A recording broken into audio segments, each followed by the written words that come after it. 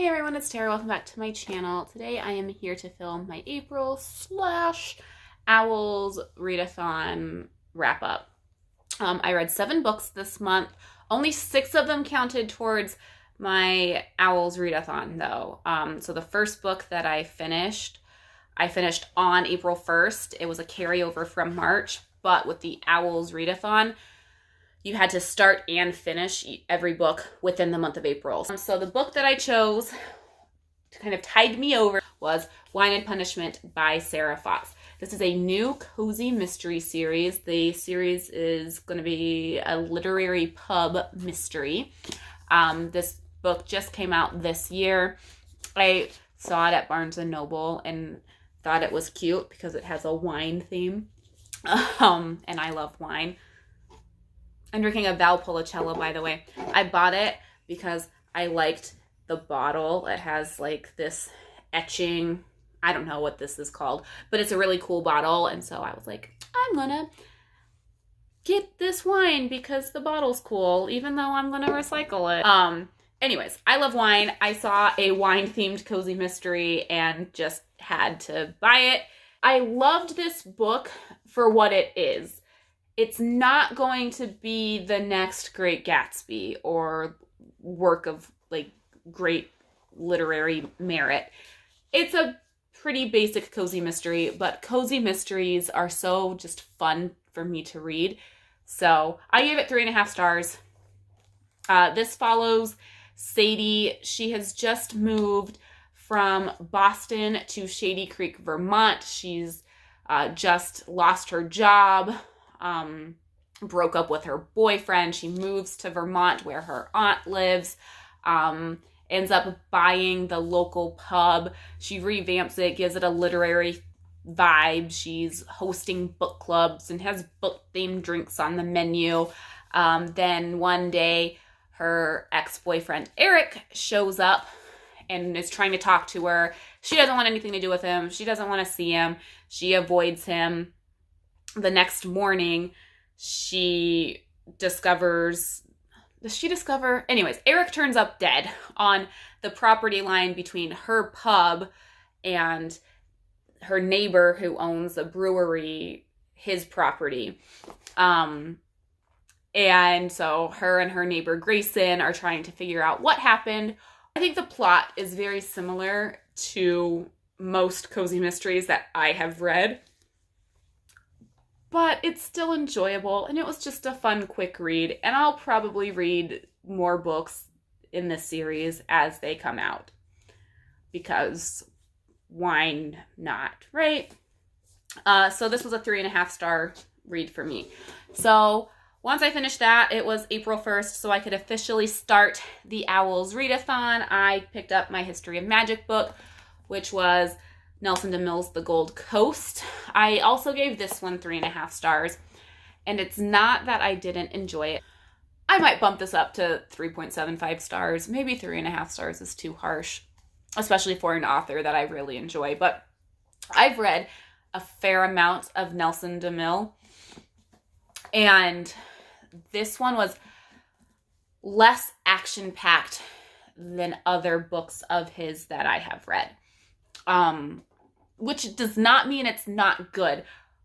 His other books that I've read are incredibly action-packed, and this one was just a little bit more character-driven, which doesn't bother me in general. I don't mind a character-driven story.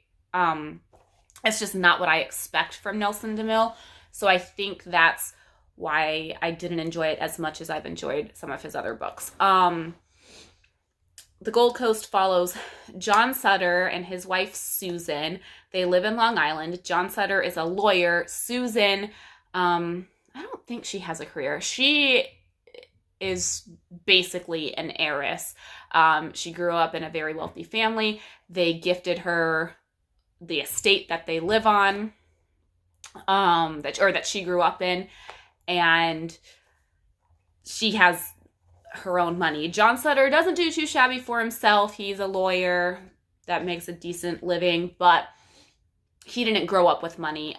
So there are times when John and Susan get into some like tiffs and tension in their marriage because of that. Then the estate next door to theirs gets purchased by Frank Bellarosa, who is a mob boss. John wants to be a good neighbor, but also doesn't want to interact too closely with Frank because it would not look good. And the entire Long Island neighborhood that they live in is kind of watching them and seeing how closely the Sutters interact with Frank Bellarosa. John's trying to decide if he cares. John's trying to decide if he likes Frank or doesn't like him. John finds himself in a little bit of trouble with the IRS, and Frank says he can help John get out of this sticky situation. But you don't take favors from a mob boss without paying a price. So Frank says, hey, I helped you. I need you to help me. You're a lawyer. I want you to represent me. I'm being accused of murder. So John gets kind of tangled in this web of helping a mob boss. And yeah, so there's not a lot of like epic events transpiring, but it's good. I enjoyed it. It's just not my favorite Nelson DeMille book. I'll put it that way. After my History Magic book, I picked up my Muggle Studies book, which is Crazy Rich Asians by Kevin Kwan. Loved this, gave it 4.5 stars. Read it in just a couple of days. I enjoyed reading about the family and just the characters. I really loved the characters in this. So this follows Nick and Rachel. Nick invites Rachel to spend the summer with him in Singapore and other parts of Asia. Nick is going back home to be in his one of his old friends' weddings. He fails to tell Rachel that he's from a very wealthy family, and he fails to tell his family that he is in a relationship, and the person he is in a relationship with might not live up to their expectations for a possible future member of their family. So Rachel meets Nick's family. Rachel nor Nick's family knows how to feel about them. Nick's trying to appease kind of both sides. It's really good, and I'm excited to read the sequel, hopefully some point soon. So then I picked up Daisy Jones and the Six. This was my Charms book. I enjoyed this. I gave it 4 stars, but it did not live up to the expectations I set for it. In my mind, I thought I was going to love this because I loved Seven Husbands of Evelyn Hugo, and I had heard nothing but good things about this. But I think I chose the wrong format to read this. I think Daisy Jones and the Six might be better consumed as an audiobook. I'm just not an audiobook person. But I think this one, Daisy Jones and the Six, might be better read in that format because it's written in as an interview. So you're actually reading an interview between Daisy Jones and the Six, and I think that might be a better way to read it. And if I read it again, I would probably pick up the audiobook and see if I like it a little bit better that way. So Daisy Jones and the Six follows Daisy Jones, who's this like up and coming singer in the 70s, and the Six is like a new band on the scene. They end up recording a song together, going on tour, and basically they share a record label, and their record label is like, you guys need to work together more. And so it follows that relationship of the band having been their own entity and having this new person kind of along with them. The relationship between Daisy Jones and the frontman of the band, Billy. Billy's relationship with the band, and Billy's relationship with his wife. So I found myself kind of wanting to know more about other members of the band because the book focuses more on Daisy Jones and Billy, who's the front man, on their relationship and their kind of sub-relationships, which, I mean, that's kind of, they're the main characters, so it should focus on them, but I would not mind some companion novels talking more about some of the other band members. I'll put it that way. But solid read, 4 stars. It would possibly go up if I read it as an audiobook format. After Daisy Jones and the Six, I read The Wife Between Us by Greer, Hendricks, and Sarah Pekkanen. I loved this book so much. It's one of my favorite books so far this year. I can't say too much because it's a mystery thriller and I can't give away anything, but there are some really good plot twists in here that the book is divided into 3 parts. I think it's 3 parts. It might be 4 parts, but I'm pretty sure it's 3. And there are some good plot twists in each one that I was like, oh my gosh. I stayed up late reading these because I had to see how this plot twist kind of develops. I'm like, no, I know I just finished part 1, but I need to read at least a chapter into part 2 to see how this all goes down. The main characters in this are Vanessa, Nellie, Richard, and Emma. They are all related somehow, and it talks about those relationships. So good. Highly recommend. I'm still thinking about it, and I'm still kind of in awe over one of the last big reveals. So good. So I just finished The Wife Between Us on Saturday, Saturday morning at 9:30 a.m. So I wanted to try and get as much reading done this weekend as I could and try and get a little bit further along in my TBR. So I chose to read Remember Me by Mary Higgins Clark. Mary Higgins Clark, I tend to read pretty quickly. I read this in one day. I started it at 9:30 or 10 in the morning. I finished it at 11:30 Saturday night, and that included a nap and some How I Met Your Mother and some errands. So it was really good.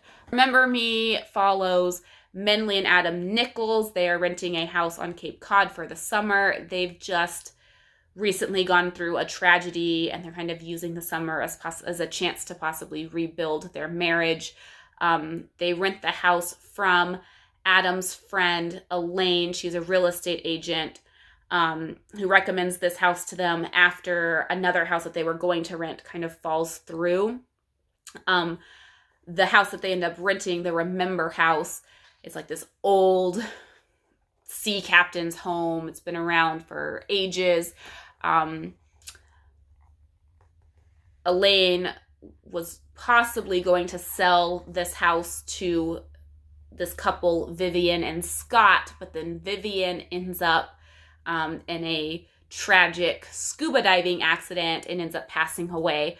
So Scott is no longer interested. Scott is dealing with the tragic loss of his wife, but there's this detective who thinks maybe his wife's accident, maybe there was some foul play involved. So there's an investigation into what actually happened. There's also a haunted house element, which is solid. I love a good haunted house story. I enjoyed it. There's some good plot twists and reveals. I'm kind of shocked by how it all played out, but that one did I give it 4 stars? 4 stars. Then I picked up The Fault in Our Stars. I knew that I wanted something a little bit smaller, 300 pages. That was going to be a quick read so I could finish it before the month ended. Enjoyed this one, gave it 4 stars. This follows Hazel and Gus. They are both teenage cancer patients. They meet at support group through a mutual friend, Isaac. Hazel and Gus kind of get interested in each other. They're trying to woo each other. They share their favorite books. They have long discussions. They end up going to Europe to hopefully meet and visit the author of Hazel's favorite book. She has some questions and she wants answers about how the book ends. I thought I was going to cry. I think I'm slightly disappointed because I was convinced that I was going to cry when I read this because I knew that some sad stuff happens. And I didn't cry, and that kind of disappoints me. So, yeah, I wish I had cried, I guess. Not that it wasn't sad, because there are sad things that happen, but I did not cry, so it did not get 5 stars. I guess. I read 7 books this month. It was a total of 2,600 pages. I feel really good about it. I did a lot better than I thought I would in the O.W.L's Readathon. I did not think I would read 6 books plus finish 7th.